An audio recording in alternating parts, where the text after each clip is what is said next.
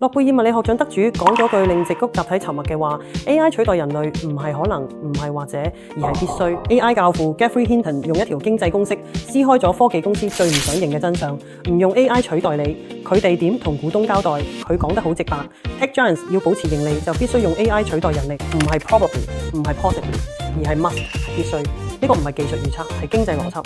當 AI 可以24小時運作，零情緒、零假期，仲唔會要求加薪？你覺得企業會點睇？更狠嘅係 Hinton 自己就係深度學習之父，佢親手推開咗呢道門，而家卻公開警告：呢場革命經濟邏輯根本唔會俾人類留位。呢個唔係技術問題，係選擇問題。當效率成為唯一標準，人嘅價值由邊個定義呢？係股東回報率，定係我哋對生命意義嘅理解 ？AI 可以做到更快、更準，但係佢做唔到嘅係同理心、係判斷、係對人性嘅洞察。而呢啲先係人真正不可取代嘅核心。真正嘅進步唔係讓機器越嚟越似人，而係讓人喺機器面前依然不可取代。呢個時代呢，唔係要你同 AI 鬥快，而係要你做翻只有人先做到嘅嘢。有溫度嘅決策，有價值觀嘅選擇，有意義嘅創造。